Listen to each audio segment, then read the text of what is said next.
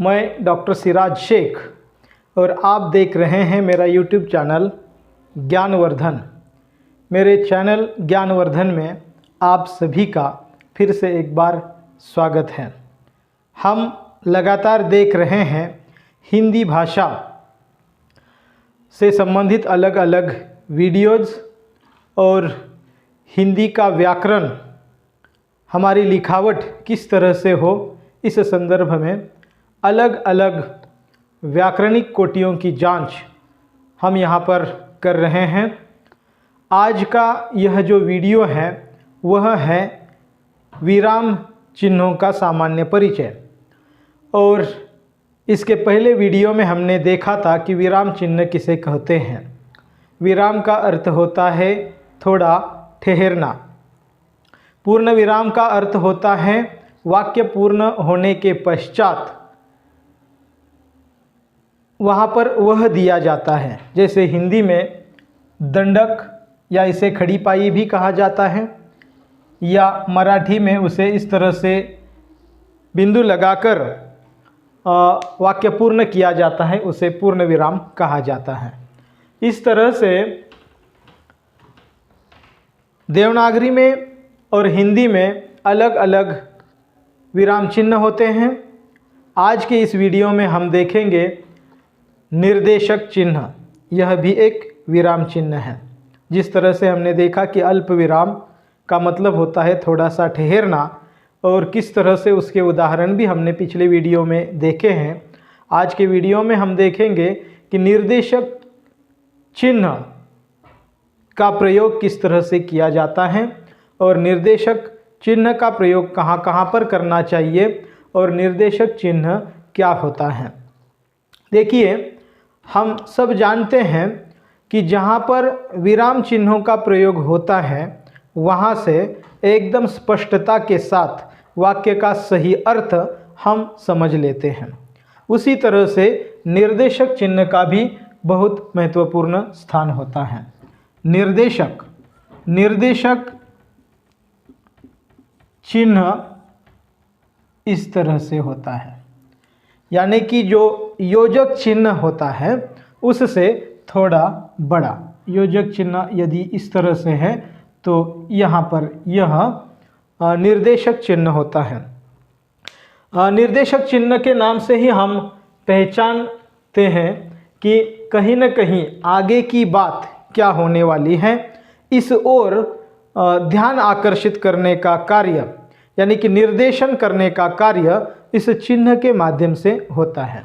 इसे अंग्रेजी में डैश कहा जाता है। डैश, जैसे कि कोई एक विद्वान कुछ बात कहना चाहता है तो उसका नाम आएगा और उसके पश्चात डैश या यह निर्देशक चिन्ह आएगा, और फिर उसका जो महत्वपूर्ण वाक्य है, सभी के लिए उपयोगी है, वह वाक्य वहाँ पर फिर लिखा जाएगा। इस तरह से अर्थ स्पष्टता के लिए निर्देशक चिन्ह एवं सभी विराम चिन्हों का महत्वपूर्ण स्थान होता है। यहाँ पर हम देखते हैं कि निर्देशक चिन्ह कहाँ कहाँ और किस तरह से देना आवश्यक है, जिसकी वजह से वाक्य के अर्थ में स्पष्टता आ जाएगी। तो इसका पहला नियम है किसी शब्द की पुनरावृत्ति होने पर। पहला नियम है किसी शब्द की पुनरावृत्ति होने पर। पुनरावृत्ति का मतलब होता है कि कोई शब्द बार बार आता है तो उसे पुनरावृत्ति कहा जाएगा। किसी शब्द की पुनरावृत्ति हो जाती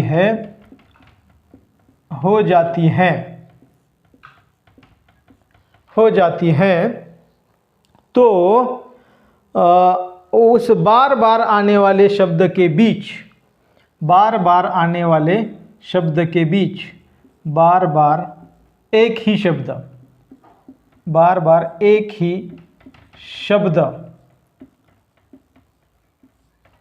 के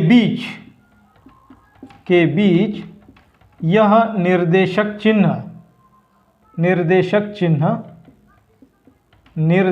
चिन्ह दिया जाता है। यह पहला नियम है।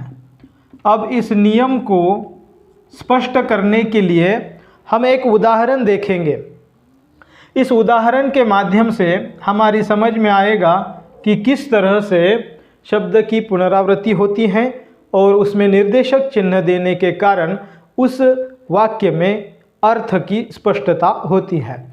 जैसे यहाँ पर एक उदाहरण है, दो दो हाथ हो जाए। हम कहते हैं ना, दो दो हाथ हो जाए। यह एक सामान्य वाक्य है। अब इसमें अधिक स्पष्टता आने के लिए यहाँ पर निर्देशक चिन्ह दिया जाएगा। दो दो हाथ हो जाए, तो इस वाक्य में अर्थ स्पष्टता आ जाती है। तो पहला नियम है निर्देशक चिन्ह का कि किसी शब्द की पुनरावृत्ति, जैसे यह दो शब्द है, इसकी पुनरावृत्ति हुई है, पहले आया है फिर दूसरी बार भी आया है, बार बार यह शब्द आया है, तो इसके बीच में निर्देशक चिन्ह देना बहुत ही आवश्यक एवं महत्वपूर्ण है।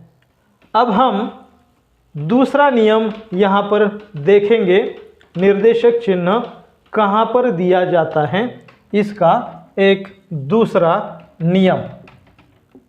नियम यह है कि किसी के द्वारा कही गई बात को, जैसे मैंने पहले ही बताया, किसी के द्वारा कही गई बात को, किसी के द्वारा कही गई बात को दर्शाने के लिए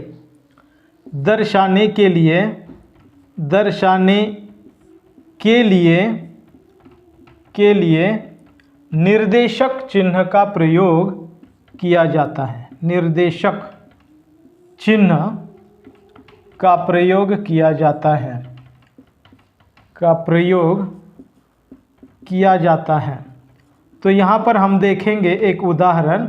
जैसे हमने बहुत सारे विद्वानों के उदाहरण देखे हैं। जैसे देखिए कि प्रधानमंत्री ने कहा, यह एक उदाहरण है कि प्रधानमंत्री ने कहा, फिर उसके बाद में डैश आएगा। हमें क्या करना है, वाक्य को दर्शाना है, डैश। और यह निर्देशक चिन्ह देने के बाद वह वाक्य हम लिखेंगे, कल विद्यालय में अवकाश है। कल विद्यालय में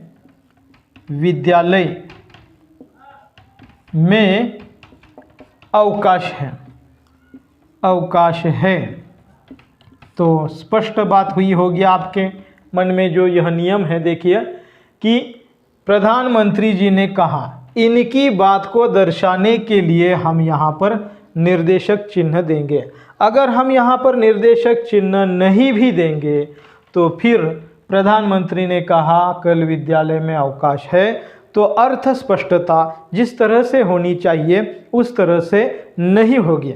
इसलिए विराम चिन्ह हो, अल्प विराम हो या पूर्ण विराम हो, अवतरण चिन्ह हो, दुहेरी अवतरण होता है, एकेरी अवतरण होता है, उद्धरण कहा जाएगा उसे। तो इन तमाम अलग अलग जो हमारे विराम चिन्ह हैं उनका वाक्य की निर्मिति में, वाक्य के अर्थ को स्पष्ट करने के लिए बहुत ही महत्वपूर्ण स्थान होता है। निर्देशक चिन्ह का तीसरा नियम, यानी कि कहाँ पर इस निर्देशक चिन्ह को दिया जाता है। जैसे युग्म शब्दों के मध्य यह निर्देशक चिन्ह दिया जाता है। निर्देशक चिन्ह दिया जाता है। तो उदाहरण भी हम यहाँ पर देखेंगे, क्योंकि उदाहरण के माध्यम से हमारी समझ में बहुत ही जल्दी वह बात आती है। एक उदाहरण है, खेल में तो हार जीत लगी ही रहती है। खेल में तो हार जीत लगी रहती है, लगी रहती है। यह एक सामान्य वाक्य है। अब यहाँ पर निर्देशक, यह दो शब्द युग्म शब्द हैं, एक ही शब्द है, विरोधार्थी शब्द है, लेकिन हार जीत एक साथ भी इनका जोड़ मिलाकर भी इसे लिखा जाता है। तो यहाँ पर कहना है कि खेल में हार जीत होती ही रहती है। अधिक वाक्य की स्पष्टता के लिए यहाँ पर निर्देशक चिन्ह देना ज़रूरी है, तो यह वाक्य सही होगा। इस तरह से निर्देशक चिन्ह के अलग अलग नियम हैं और एक नियम हम यहाँ पर देखेंगे। छात्रों से मेरा निवेदन है कि इन नियमों को ध्यान में रखें ताकि आप जो भी कुछ बात कहेंगे, लिखेंगे, तो उसका एक सही अर्थ लोगों तक पहुंच जाएगा। और आजकल की दुनिया में अर्थ की स्पष्टता के लिए बहुत ही महत्व हो चुका है। तो चौथा नियम है तुलनावाचक शब्दों में भी,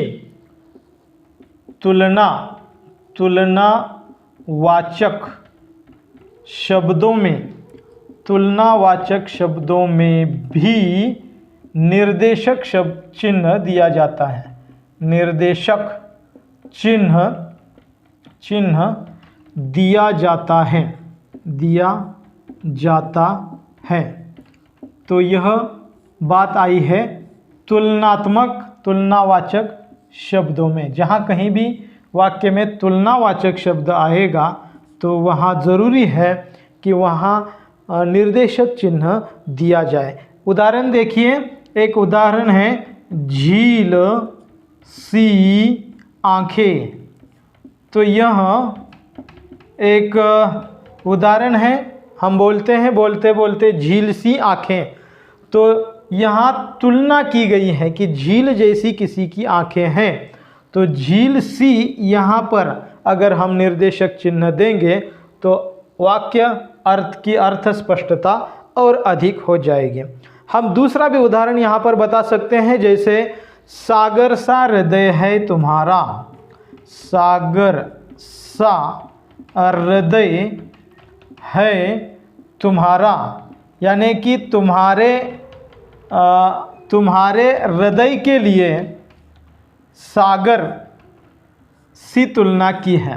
तो यहाँ निर्देशक देना, चिन्ह देना ज़रूरी है दोनों ही जगहों पर, यानी कि तुलनावाचक जो शब्द हैं वहाँ पर भी निर्देशक चिन्ह देना व्याकरण की दृष्टि से बहुत ही महत्वपूर्ण होता है।